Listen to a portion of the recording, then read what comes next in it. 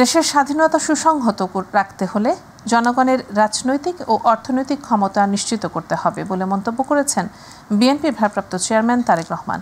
তিনি বলেন, রাজনৈতিক দলগুলোকে জনগণের আদালতে জবাবদিহি করার সুযোগ করে দিতে হবে। তাই সুনির্দিষ্টভাবে জাতীয় নির্বাচনের রোডম্যাপ ঘোষণা করতে অন্তর্বর্তী সরকারের প্রতি আহ্বান জানান তিনি। দুপুরে জাতীয় প্রেস ক্লাবে এবি পার্টির ৫ম প্রতিষ্ঠাবার্ষিকী উপলক্ষে আয়োজিত অনুষ্ঠানে ভার্চুয়ালি যুক্ত হয়ে তারেক রহমান এসব কথা বলেন। আরও জানাচ্ছেন মাহবুব সৈকত। জাতীয় প্রেস ক্লাবে এবি পার্টির ৫ম প্রতিষ্ঠাবার্ষিকীর আলোচনা সভায় যোগ দেন ফ্যাসিবাদ বিরোধী আন্দোলনে থাকা বিভিন্ন রাজনৈতিক দলের শীর্ষ নেতারা। আজকে এখানে যে সমস্ত শীর্ষ নেতৃবৃন্দ আছেন সবাই আছেন। প্রধান অতিথির বক্তব্যে যুক্তরাজ্য থেকে ভার্চুয়াল মাধ্যমে যুক্ত হয়ে দেশের স্বাধীনতা সুসংহত রাখতে হলে জনগণের রাজনৈতিক ও অর্থনৈতিক ক্ষমতায়ন নিশ্চিত করতে হবে বলে মন্তব্য করেন বিএনপির ভারপ্রাপ্ত চেয়ারম্যান। জনগণের রাজনৈতিক ক্ষমতায়নের অন্যতম পূর্ব শর্ত হচ্ছে স্বাধীনভাবে প্রতিটি নাগরিকের স্বাধীনভাবে ভোট প্রয়োগের নিশ্চয়তা বিধান। স্থানীয় সরকার থেকে জাতীয় সংসদ পর্যন্ত প্রতিটি স্তরে নাগরিকদের প্রত্যক্ষ ভোটে জনপ্রতিনিধি নির্বাচনের গণতান্ত্রিক রীতি প্রতিষ্ঠিত করা গেলে যারা জনপ্রতিনিধি হতে চান তাদেরকে নিশ্চিতভাবে জনগণের রায়ের মুখাপেক্ষী করে দেওয়া সম্ভব হবে। জাতীয় নির্বাচনের আগে স্থানীয় সরকার নির্বাচন হলে স্বৈরাচারের দোসররা পুনর্বাসিত হবে বলে আশঙ্কা জানিয়ে সুনির্দিষ্টভাবে জাতীয় নির্বাচনের রোডম্যাপ ঘোষণা করতে অন্তর্বর্তী সরকারের প্রতি আহ্বান জানান বিএনপির শীর্ষ এই নেতা। পলাতক স্বৈরাচারের বিরুদ্ধে ব্যবস্থা না নিয়ে যারা জাতীয় নির্বাচনের আগে স্থানীয় সরকার নির্বাচনের কথা বলেছেন, স্থানীয় নির্বাচন পলাতক স্বৈরাচারের জন্য পুনর্বাসিত হওয়ার একটি সুবর্ণ সুযোগ। যারা বলেছেন হয়তোবা তারা এই বিষয়টি বিবেচনা করেননি। আমি অনুরোধ করব বিষয়টিকে এইভাবে বিবেচনা করার জন্য। অন্তর্বর্তীকালীন সরকারের প্রতি আবারও আজ এই অনুষ্ঠানের মাধ্যমে আহ্বান জানিয়ে বলতে চাই, সুনির্দিষ্টভাবে জাতীয় নির্বাচনের রোডম্যাপ ঘোষণা করুন। ভবিষ্যতে কেউ যেন বাংলাদেশকে তাবেদার রাষ্ট্র বানাতে না পারে, আগামীর রাজনৈতিক বন্দোবস্ত তাই হওয়া উচিত বলেও মন্তব্য করেন তারেক রহমান। রাজনৈতিক চর্চার মাধ্যমে সরকার গঠন এবং পরিবর্তনে জনগণ এবং রাজনৈতিক দলগুলো অভ্যস্ত হয়ে উঠলে আমি একজন রাজনৈতিক কর্মী হিসাবে দৃঢ়ভাবে বিশ্বাস করি বাংলাদেশকে আর কেউ তাবেদার রাষ্ট্রে পরিণত করে রাখতে সক্ষম হবে না। মাহবুব সৈকত, মাই টিভি, ঢাকা। মানুষ ধীরে ধীরে অন্তর্বর্তী সরকারের প্রতি আস্থা হারিয়ে ফেলছে, আর অন্তর্বর্তী সরকারের কর্মকাণ্ডে নির্বাচন দেওয়ার লক্ষণ দেখা যাচ্ছে না বলে মন্তব্য করেছেন বিএনপি চেয়ারপারসন উপদেষ্টা জয়নুল আবদিন ফারুক। জাতীয় প্রেস ক্লাবে এক আলোচনা সভায় তিনি এসব কথা বলেন। অন্যদিকে জিয়াউর রহমানের কবরে শ্রদ্ধা নিবেদন শেষে চেয়ারপারসনের বিশেষ সহকারী শামসুর রহমান শিমুল বিশ্বাস বলেছেন, এ সপ্তাহের মধ্যেই দেশে ফিরছেন বিএনপি চেয়ারপারসন বেগম খালেদা জিয়া।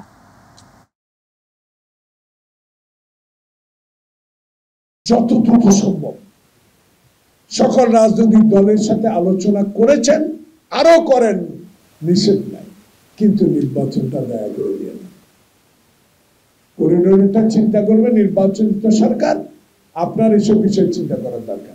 আশা করি আপনারা ম্যাডামকে বরণ করবেন, আমরা সবাই থাকব। আপনাদের আমাদের সবারই কাঙ্ক্ষিত বাংলাদেশের নেত্রী এখন, যাকে কেন্দ্র করে সবাই আস্থা পোষণ করছে। প্রায় 4 মাস পর সোমবার লন্ডন থেকে দেশে ফিরছেন বেগম খালেদা জিয়া। সাথে আসছেন তাঁর 2 পুত্রবধূ জুবাইদা রহমান এবং সৈয়দা শারমিলা রহমান। দলের মহাসচিব মির্জা ফখরুল ইসলাম আলমগীর জানিয়েছেন, 5 মে সকালে দেশে ফিরছেন বেগম খালেদা জিয়া। মাহবুব সৈকতের আরেকটি রিপোর্ট। চলতি বছরের 8 জানুয়ারি উন্নত চিকিৎসার জন্য কাতারের আমিরের পাঠানো বিশেষ এয়ার অ্যাম্বুলেন্সে লন্ডনে যান খালেদা জিয়া। সেখানে পৌঁছেই লন্ডন ক্লিনিকে ভর্তি হন তিনি। এরপর টানা 17 দিন লন্ডন ক্লিনিকে বিশেষজ্ঞ চিকিৎসক অধ্যাপক প্যাট্রিক কেনেডি ও অধ্যাপক জেনিভার ক্রসের তত্ত্বাবধানে চিকিৎসাধীন ছিলেন তিনি।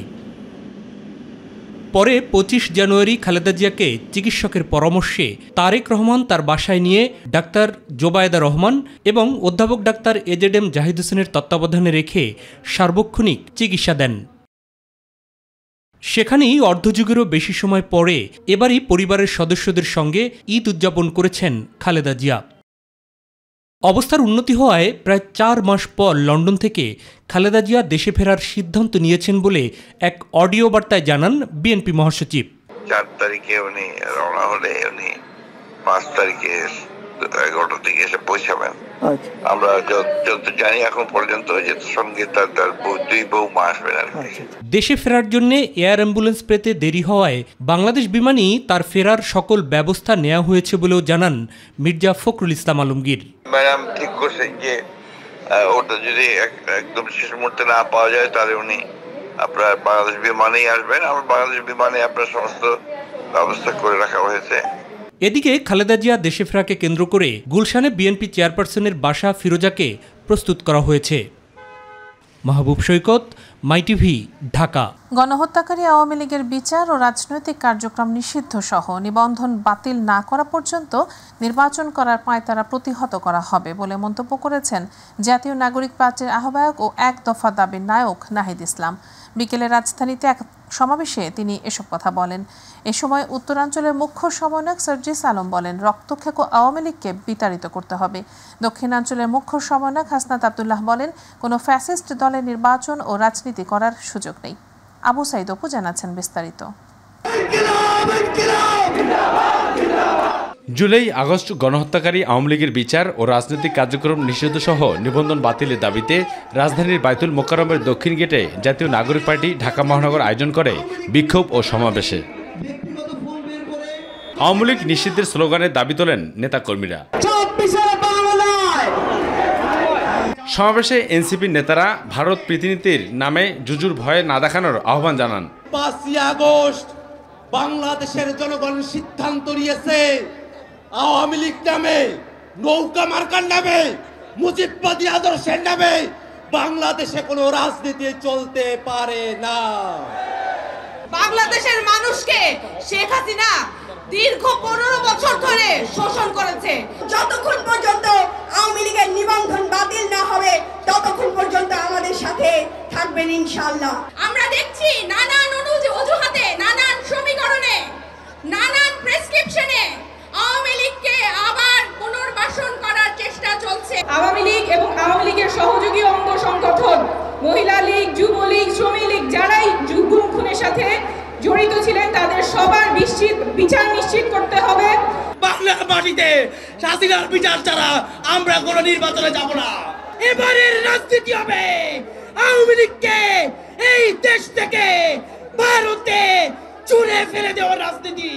আওয়ামী লীগ বাংলাদেশে রাজনীতি করবে কিনা সেই সিদ্ধান্ত আপনিও না কোনো রাজনৈতিক দল নেবে না, সেই সিদ্ধান্ত নেবে শহীদ পরিবার।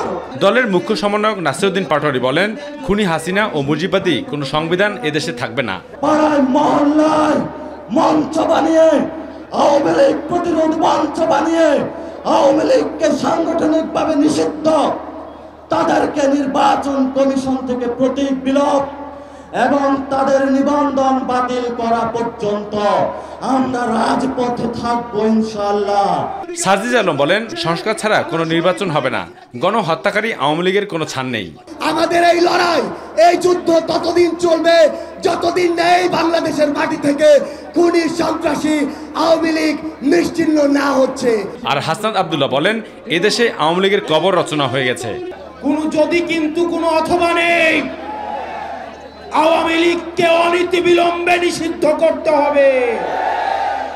এই গণহত্যাকারী আওয়ামী লীগকে নিষিদ্ধ করতে হবে। অপরদিকে জাতীয় নাগরিক কমিটির আহ্বায়ক নাহিদ ইসলাম বলেন, আওয়ামী লীগকে পুনর্বাসনের পায়তারা চলছে। বর্তমান পরিস্থিতিতে আমরা দেখছি গত 9 মাসেও বিচার কার্যক্রম দৃশ্যমান হয়নি। জুলাইয়ের শহীদ পরিবার এবং আহতদের যে রাষ্ট্র দায়িত্ব নেওয়ার কথা ছিল, তাদের যে মর্যাদার জীবন নিশ্চিত করার কথা ছিল, সেই নিশ্চিত করতে পারেনি এই অন্তর্বর্তী সরকার। সমাবেশে রাজধানীর বিভিন্ন থানা ছাড়াও আশপাশের এলাকা থেকে নেতাকর্মীরা যোগ দেন। কেন্দ্রীয় নেতৃবৃন্দ সহ ঢাকা বাংলাদেশকে অস্থিতিশীল করার জন্য প্রতিদিন ভয়ঙ্কর ও অপতথ্য দিচ্ছে ভারতীয় মিডিয়াগুলো, তাদের সহায়তা করছে আওয়ামী লীগ, এমন মন্তব্য করেছেন প্রধান উপদেষ্টা প্রেস সচিব শফিকুল আলম। দুপুরে চট্টগ্রাম প্রেস ক্লাবের জুলাই বিপ্লব স্মৃতি হলে গণমাধ্যমের চ্যালেঞ্জ শীর্ষক আলোচনা সভায় তিনি একথা বলেন।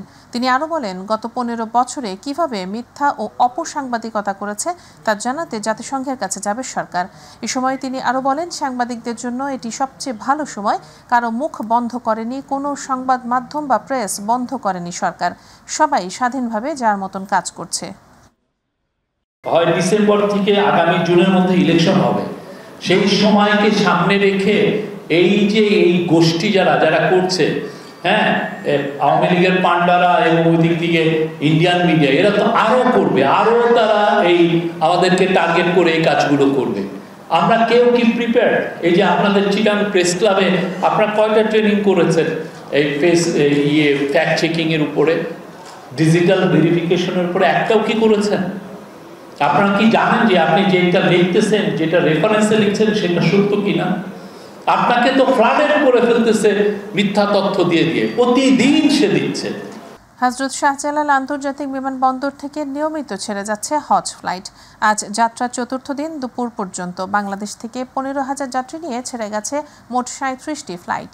হজ ব্যবস্থাপনায় খুশি হজযাত্রীরা, তবে এখনও ভিসা জটিলতায় অনিশ্চয়তার মধ্যে রয়েছেন প্রায় 15,000 হজযাত্রী। কর্তৃপক্ষ বলছেন, নিবন্ধিত সকলেই হজ পালন করতে পারবে নির্ধারিত সময়ে। এদিকে পারমিট ছাড়া হজ পালন না করার অনুরোধ জানিয়েছেন ধর্ম মন্ত্রণালয়। আরও জানাচ্ছেন রাকিব হাসান।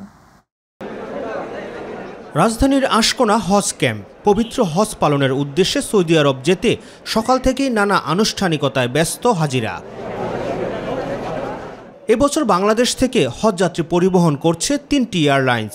হজযাত্রার চতুর্থ দিনে সকাল থেকে লাইনে দাঁড়িয়ে লাগেজে ট্যাগ লাগানো সহ ইমিগ্রেশনের জন্য অপেক্ষা করতে দেখা যায় হজযাত্রীদের।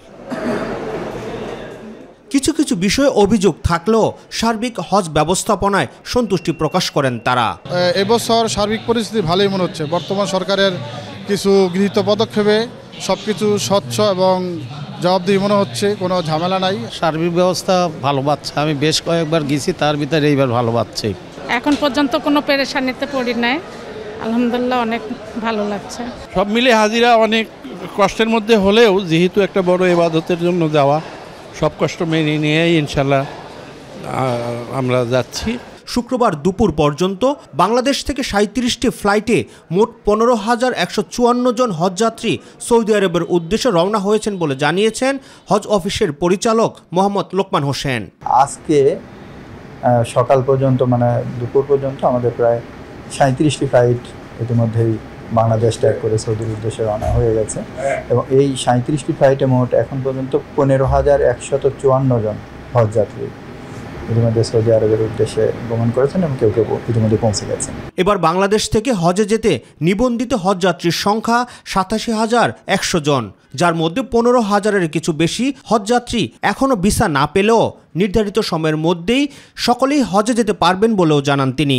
এই যে 15,000 হজযাত্রী যারা ভিসা এখনও মানে প্রিন্ট হয়নি, এটা আসলে কয়েকটা স্ট্যাটাস রয়েছে। একটি হচ্ছে যে নতুন আবেদন, নিউ অ্যাপ্লিকেশন হচ্ছে যে আমরা রিসেন্টলি আবেদন করেছি, সেগুলো ফার্স্ট ফেজে আছে। এরপরে সেকেন্ড ফেজে আছে যে আন্ডার প্রসেসিং। তো এইগুলোর সংখ্যাই কিন্তু প্রায় 15,000-এর অধিকাংশই এই অবস্থায় রয়েছে, যেটা আসলে আমরা আশা করছি খুব শীঘ্রই, যেহেতু কিছু নতুন আবেদন হয়েছে কিন্তু আন্ডার প্রসেসিং আছে, এগুলো দ্রুতই ভিসা প্রিন্টের অবস্থায় চলে আসবে। বিগত সময়ের তুলনায় এবারের হজ ব্যবস্থাপনা অনেকটাই সুশৃঙ্খল বলে জানান হজ এজেন্সিস অ্যাসোসিয়েশন অব বাংলাদেশ হাবের সভাপতি গোলাম সারোয়ার।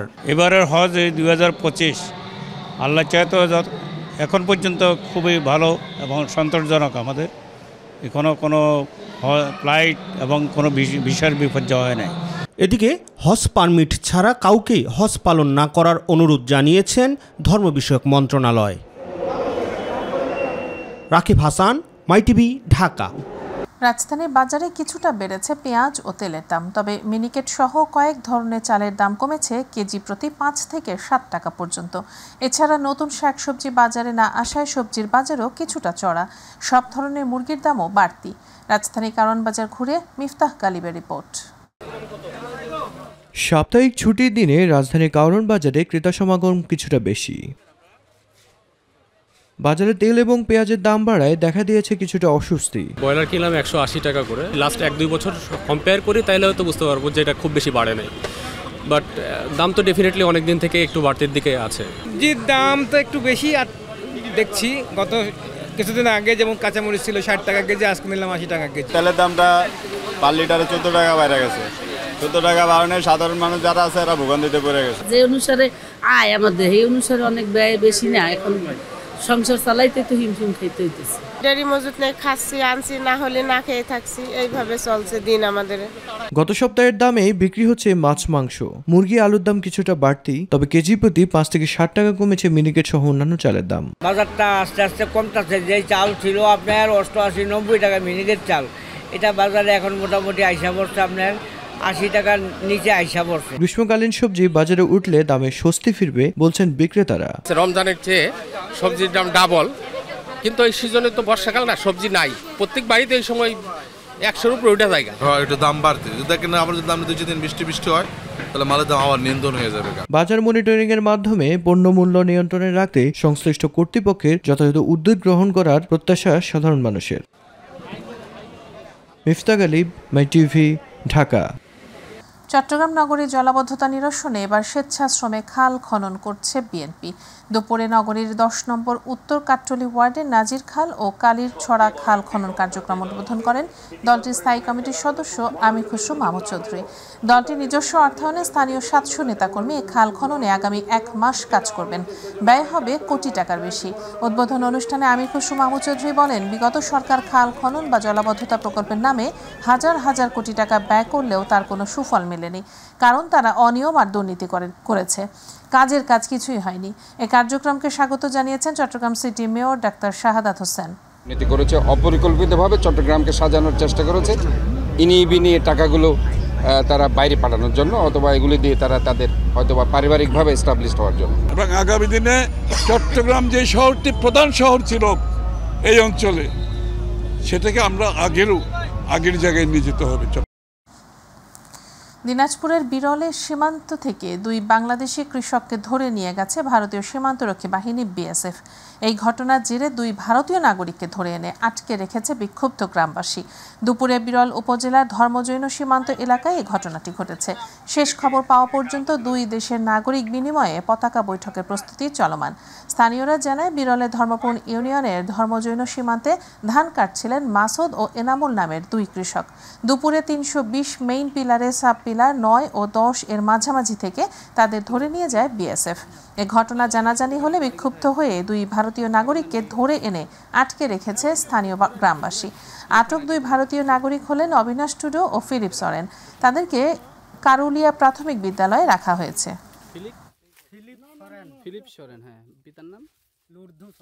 কালের বিবর্তনে কুষ্টিয়ার কুমারখালী উপজেলার নন্দলালপুর ইউনিয়নের সন্দাহ গ্রামের ঐতিহ্যবাহী তাঁত শিল্প এখন চরম সংকটের মুখে। একদিকে যান্ত্রিক তাঁত ও লুম শিল্পের সঙ্গে অসম প্রতিযোগিতা এবং অন্যদিকে সুতাসহ কাঁচামালের ঊর্ধ্বগতির কারণে ঐতিহ্যবাহী এ শিল্প প্রায় বিলুপ্তির পথে। অধিকাংশ বাড়িতে 4-5টি তাঁত থাকলেও আর্থিক অনটনের কারণে বর্তমানে সচল রয়েছে মাত্র একটি। কুষ্টিয়ার কুমারখালী প্রতিনিধি লিপু খন্দকারের তথ্যচিত্রে জুবাইর রহমানের রিপোর্ট। একটা সময় তাঁতের এ খটখট শব্দে মুখরিত থাকত কুষ্টিয়ার কুমারখালী উপজেলার নন্দলালপুর ইউনিয়নের সন্ধ্যা নামের এই গ্রাম। একসময় হস্তচালিত তাঁত শিল্পের জন্য আশপাশে বেশ সুপরিচিত ছিল গ্রামটি।